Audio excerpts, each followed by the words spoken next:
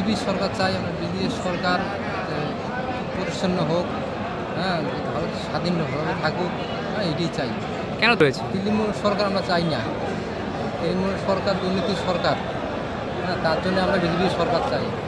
তৃণমূল উন্নয়ন আমরা চলবে না, আমাদের উন্নয়ন চাই না, আমরা বিজেপি সরকারই চাই শুধু। মানে রাজ্যে চাকরি নেই আরও দুর্নীতি, তারপরে অনেক কিছু, মানে কি কান মানি খাচ্ছে নেতা ফেতা মানুষ, ওরাই জানে, ওরাই বলতে পারবে।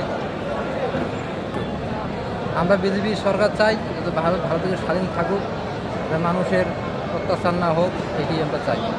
পারবে না, আর ঠিক থাকবে, ঠিকঠাক থাকে। হ্যাঁ, আমরা যেটা দেখতেছি এটাই ঠিক আছে। কোথা থেকে এসেছেন দাদা আপনি? আমরা সেই ফালাকাটা, আচ্ছা, লাস্ট একটা কোঠে না কিছু হয় না এই ভাতা ভাতা দিয়ে আমাদের।